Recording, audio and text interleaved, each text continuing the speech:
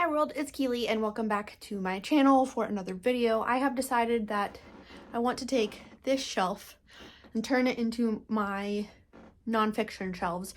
Last that I updated this was over the summer and I turned it into a area where I keep like spooky books. So there are some nonfiction books on there, but I decided that I want it to be strictly nonfiction books. Sorry, just getting rid of an alert. So that's what I'm going to do. What I need to do is take all the books off that are not nonfiction, stack the ones that are nonfiction, and then also go through these shelves and pull the nonfiction and put over there. So I don't know how this video is going to turn out, but I figured I'll try.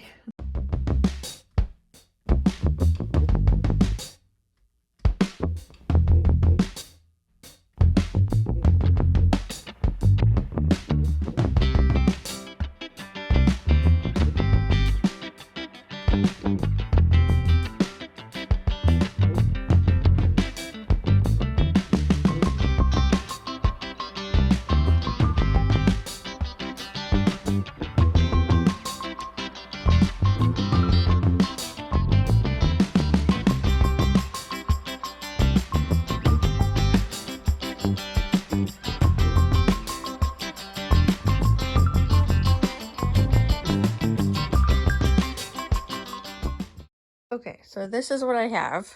All of these files and then the ones on the bookshelf. So now I want to go through and try to categorize them by subject and see if I can make them all fit on these 3 shelves.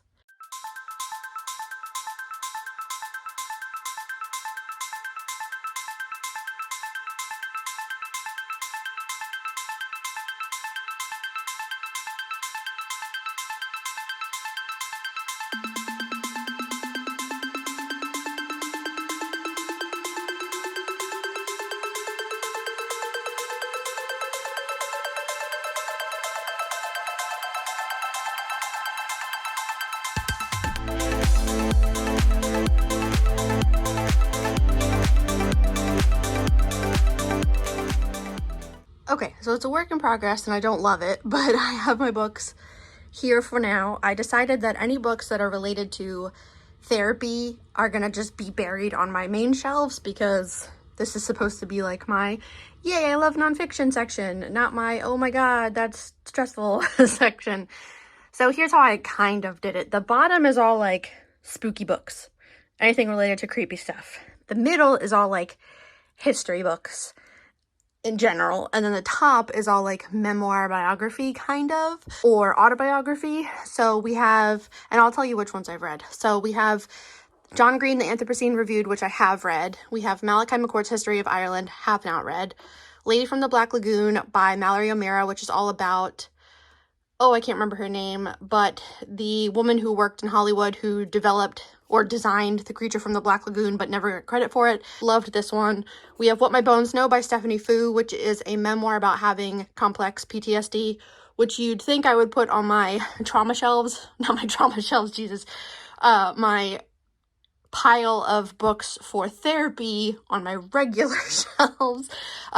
But I just think this book is incredible and it brought me a lot of joy even though it was very dark. So I have that here. We have 1599 by James Shapiro, which is about Shakespeare, have not read. Shirley Jackson, A Rather Haunted Life by Ruth Franklin. I've started it but haven't finished it. The Soul of an Octopus by Cy Montgomery, have read and loved it. We Don't Know Ourselves, A Personal History of Modern Ireland by Fintan O'Toole, have not read but very much want to read both of these Ireland books in March. Then we have 2 books about running. So we have North by Scott Jurek and Jenny Jurek. Loved it. Born to Run by Christopher McDougall, which is like a, if you run, you should probably read this one book. And I read it and I have very mixed feelings about it. Crying in H Mart by Michelle Zauner. Freaking loved this one. That's a memoir. Nature of Japan by Mark Brazil, which I just kind of flip through every once in a while. Literally just about animals and plants in Japan. And then Memories of Silk and Straw by Dr. Junichi Saga, which is about small town Japan. Very interesting. And then we have this one, which I just kind of threw up here, Pandora's Jar, Women in Greek Myths by Natalie Haynes. Have not read that one yet. Then in this like general history section, we have Cast by Isabel Wilkerson, which I have read, and that was brutal, and I absolutely loved it. The Black Count by Tom Rees, have read, really enjoyed it. This is all about Alexander Dumas' dad, who was the inspiration for the Black Count and was very close with Napoleon and just did a lot of things fighting for a country that did not think he should have rights. Then we have The Suspicions of Mr. Witcher by Kate Summerscale, which is the murder at Road Hill House, which I've read, which was interesting and true crimey, but because it's like super old, I'm not okay with true crime, but I'm kind of okay with that one. Then we have this one, The Irresistible Fairy Tale by Jack Zipes, who is a scholar in fairy tales, and I've started reading that one, but haven't finished it. The New Jim Crow by Michelle Alexander. I've read this one many times, really, really loved it. Highly recommend that you read it if you're interested in the justice system in the United States at all. The Rise and Fall of Dinosaurs by Steve Broussard, which I freaking loved reading. Then we have a couple Dan Jones books, which I haven't read yet. We have The War of the Roses, which I did start, but I didn't finish. Power and Thrones, which I think is his newest of these three. This one is a history of the Middle Ages. The Plantagenets. 2 by Mary Beard, Confronting the Classics, I'm in the middle of, but it is a collection of her essays and reviews of books and movies that have to do with classic literature. Very, very interesting, but I just haven't finished it. SPQR, History of Ancient Rome, will eventually get to some point, probably on audiobook, let's be real. We have a book by Alison Weir called Queens of the Conquest, which is the first book in this series where she covers queens. Have not read it. Cleopatra by Stacey Schiff. I did start this one for my work book club. Got a couple chapters into it, and it was just incredibly boring to me, so I didn't go back to it yet, but I would like to finish it. The Victorian City by Judith Flanders. I have another Judith Flanders, but it's on the bottom shelf. Have not read it. Marie Antoinette by Antonia Fraser. Have not read it. Chris Wickham is his Medieval Europe. I have read up to where all the tabs stop and then never continued on, but I would like to. We have Europe in the High Middle Ages by William Chester Jordan. Have not read. Another one that is about ancient queens. This is Game of Queens by Sarah Griswood. Have not read that one all the way through yet. I did start it, but I haven't finished it yet. Then we have a textbook, which is Ancient Greece 2nd edition by Thomas Martin, which I did read a bunch of for an online class. We have The Time Traveler's Guide to Medieval England by Ian Mortimer. Have not read. Bone Rooms by Samuel Redman. I got this book for Valentine's Day when we lived in Philadelphia 10 years ago, and I still haven't read it. Medieval Bodies by Jack Hartnell, which is about how they portrayed bodies in art and religious stuff in the Middle Ages. Very excited for it, but I haven't read it. The Bright Ages, A New History of Medieval Europe by Matthew Gabriel and David Perry. Have not read. The Dark Queens by Shelley Pulhak. Still have not read. A Fatal Thing Happened on the Way to the Forum by Emily Southon. Very interested in getting to this one soon. This one is about Rome, ancient Rome, but told through murders. Then we have The Late Ages, The Surprising Story of Medieval Science by Seb Falk. Listen to the audiobook. This one was super duper interesting, but a little bit repetitive at points. Just in terms of like the audiobook, I think it probably would have worked better if I had just read it, but whatever. And then we have my spooky shelves, which I obviously have the most books on, so I couldn't get them all to fit. But I'll just start with this pile. We have this one, which is The Paranormal and Encyclopedia of Psychic Phenomenon by Brian Inglis. I read this one in college. I found a copy of it in my college library and freaking loved it, and I just sat there, read it, the whole thing in the library, across like multiple times of being in the library, but freaking loved it, and it's got like spooky pictures in it, so really enjoyed this one. I didn't take this from the library. I bought my own copy after I graduated. Rest in Peace by Bess Lovejoy, which is all different headstones or tombstones and what they say and the history of the deaths of famous people. Then we have The Demonologist, which is about Ed and Lorraine Warren by Gerald Brittle. Have read this one. I love the Conjuring movies. I love the concept of them as people, but fully acknowledge that at least Ed Warren, not a great dude. In the Valleys of the Noble Beyond, In Search of the Sasquatch by John Zeta. Super duper interesting. It's about searching for Bigfoot and Sasquatch, but also what it means then for indigenous cultures. Very interesting. Destination Truth, you gotta have it. Josh Gates, Monster Hunter dude for Sci-Fi Network. Here's the other Judith Flanders, The Invention of Murder, How the Victorians Reveled in Death and Detection and Created Modern Crime. I got this one of the first times I went to a bookstore in DuPont Circle when we moved to Maryland. DuPont Circle's in DC, and I did not read it, and I really need to finally read it. We have Ghostland by Colin Dickey, which is very interesting. It's an American history in haunted places, but it talks a lot about racial justice and why all of our stories of ghosts, even in like the South, are all about white ghosts. We have Stiff by Mary Roach, which is the curious lives of human cadavers. Very, very interesting. I read this one when it came out. Freaking loved it. We have Dark Archives that came out within the last few years. This one is by Megan Rosenblum, and this one is all about the kind of lore and obsession and history of books bound in human skin. Very interesting. Then I'll do the middle ones. We have Monster Hunt, which is one of those super fun. It just talks about like cryptids and stuff, but it looks kind of like someone's diary. So freaking loved it. We have Colin Dickey's newest one, which is The Unidentified, Mythical Monsters, Alien Encounters, and Our Obsession with the Unexplained. So again, just deep dive into why we like the weird things that we do. Very much enjoyed it. We've got 2 books that I got when we went to Connecticut. We have A History of Vampires in New England by Thomas D. Augustino, which talks a lot about tuberculosis and how people thought that people were vampires, but they actually had tuberculosis. We have The World's Most Haunted House by William Hall, which I flipped through, which is about a house that supposedly had a poltergeist. I have not completed reading that one yet, so I don't know what the actual story was, if it was just someone with mental illness, most likely, but want to read this one. We have Eat Me by Bill Shutt, which came out a couple years ago, and this is all about cannibalism and animals that cannibalize just to survive, and then cultures that have also engaged in cannibalism and kind of our fascination with it. Then we have another book I got in Connecticut, and this is Antichrist in 17th Century England by Christopher Hill. This is all about the obsession with the Antichrist and this idea of like the devil showing up. Very, very fascinating. I did start reading it on vacation, but then did not finish it. We have The Deadbeat by Marilyn Johnson, which I have read. This one is about obituaries and kind of the culture around writing obituaries and how they are selected and how they are written and how they write them ahead of time for celebrities so that newspapers can be the first one to post theirs, which is gross.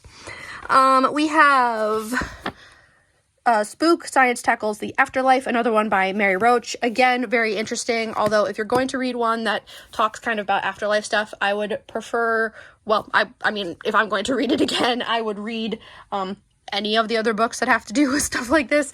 I just didn't think this was her best one. We have Caitlin Doty's first book, Smoke Gets in Your Eyes. She is a mortician and writes a lot of books. I have all of her books. So that one was great. That's her first like memoir. Bodies We've Buried by Jarrett Halcox and Amy Welch with a foreword by Bill Bass. This is all about National Forensic Academy and the process of like research and developing methods to be able to identify what has happened to bodies as they decompose. We have Ghost Hunters by Deborah Bloom, which was super duper fascinating. It is William James in the search for scientific proof of life after death. So that's early 1900s, white men obsessed with death and psychics and all of that stuff. Freaking loved it. The Undertaker's Daughter by Kate Mayfield is another memoir about growing up in a funeral home morgue thingy. Bloodwork by Holly Tucker. I have not read this one yet. This one is a tale of medicine and murder in the scientific revolution. I did start this one, but I haven't finished it. The Mystery of the Exploding Teeth by Thomas Morris is just like weird things that have happened to bodies, and I started reading it but didn't finish it. Royal Witches by Gemma Holman, which honestly could probably go in this pile, but it won't fit. But that's, again, all about like royal women and how they were rumored to be witches and like control men and stuff. Final Exits by Michael Largo, which is another weird book, and this one is all about weird ways that people have died. The Portable Obituary by Michael Largo, very similar, again, also very similar to Rest in Pieces, where it's just talking about the funniest and weirdest obituaries. Death's Acre, which is very similar to Bodies We've Buried, but this one is by Bill Bass and John Jefferson, and this one is all about the body farm that's in, I want to say like Kentucky or something like that, and it is the very first farm, I believe, in the United States where they put bodies in various contraptions and different depths in the ground and stuff to study how they decompose so that we can solve murders better. Dr. Mudder's Marvels, which is by Kristen O'Keefe Aptowitz. This is all about the Mudder Museum and Dr. Mudder from Philadelphia. And the Mudder Museum is in Philadelphia, and it's been having a hard time lately, so super interesting read. Highly recommend looking into that. Okay, final pile. We have Cursed Objects by J.W. Oker, which was very interesting. Another one of these weird books. This one is all about objects that people believe to be cursed. And so it has like the Hope Diamond and all that. Gory Details by Engelhaupt. This is from someone that writes for National Geographic, and it's like the weirdest, grossest stuff that they've ever come across writing for National Geographic. A book about superstitions, two other Caitlin Doty, So Will My Cat Eat My Eyeballs, and From Here to Eternity. This one is answering weird questions people have posed to her about what happens after you die and to your body. And then From Here to Eternity is her going around the world looking at different cultures and how they cope with death. One about 6 Women of Salem. So this is by Marilyn Roach, and this one is about the women who were involved in the Salem witch trials. We have Death and the Afterlife, which is looking at what other cultures believe happens to your body after death. The Butchering Art by Lindsay Fitzharris. You can kind of see it down there. And this one is all about, I can't remember his name. I'll look it up and post it on the video. But this is about that doctor who was like supposed to be the fastest ever to amputate, but he has like the highest death rate ever for surgery, where he killed he murdered his patient, and then also like 2 other people that were involved in the surgery died because of his practices. We have The Witch by Ronald Hutton, which is a huge textbook about witches. In the Devil's Snare by Mary Beth Horton, which is also about Salem. And then The Victorian Book of the Dead by Chris Woodyard, looking at how Victorians think about death. So this is my new nonfiction shelf. I have another huge stack of nonfiction that I'm currently reading through. I don't know where I'm going to put those. I would love to have an even bigger shelf here, maybe like a 5 instead of a 3, but then I'd have to move my setup. Where would I put Nandor? So I don't know. We'll see how this goes. I don't know that this necessarily turned out how I wanted it to, honestly, because I have so many nonfiction. I was kind of hoping I didn't have this much, but I also knew that I would have a lot, and this isn't even all of it. So I don't know, but I felt like making some kind of video today. I've just been reading and hanging out, but I wanted to do something with my time. So now I'm gonna put this pile back on the bottom, put all my little knickknacks back on my shelf, and hopefully edit this and get it posted. If you have any nonfiction recommendations that you think I would enjoy based on my vibes, based on what I've posted, let me know. If there's any I said I haven't read that you would be interested in buddy reading, also let me know that, because that makes reading nonfiction much more fun. But I think that's it. So thanks for watching.